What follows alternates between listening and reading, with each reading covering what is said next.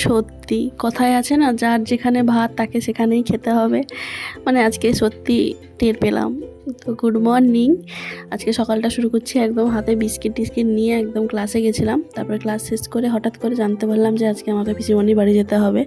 পিসিমণির বাড়িতে বৌদিকে আজকে খাওয়ানো হবে। জানতাম খাওয়াবে, কিন্তু আমাকে যেতে হবে জানতাম না।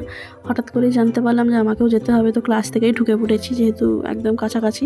তারপর এসে বৌদিকে রেডি করলাম, রেডি করে এই যে থালা টালা সাজানো হয়েছে। 5 রকম ফল, 7 রকমের মিষ্টি, লুচি, তরকারি, মিষ্টি দই চিড়ে সব দিয়ে।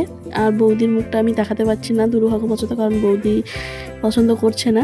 যাই হোক, তারপরে নিজেও একটু খেতে বসে গেলাম। আর আজকে আমি লুচি খেতে বসছি, জানি না কি হবে সারাদিনটা। তারপরে কিছুক্ষণ পর একটু শরীরটা কেমন করছিলো, যেহেতু আমার সকালে লুচিটা শ্যুট করে না, তাই জন্য। তো পিসিমণিকে বলতে পিসিমণি বললো তুই টক দই খা, ঠিক হয়ে যাবে। তো টক দই খাচ্ছি। আর সত্যি কথা বলতে দই যেহেতু মিষ্টি দই হোক আর টক দই হোক সবটাই আমার ভালো লাগে খেতে, তাই টক দই নিয়ে বসছিলাম। আর দাদা মেয়েকে আমি একটুখানি দিতে বলেছি, সে পুরো ভর্তি করে নিয়ে চলে এসছে।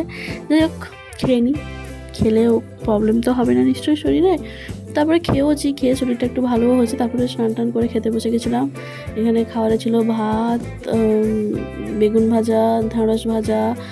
এই যে সবাই বসেছে, সবাই একসঙ্গে বসেছিলাম। এটা ছিল মাছের টক, আর ছিল মাছের মুড়ি ঘন্ট।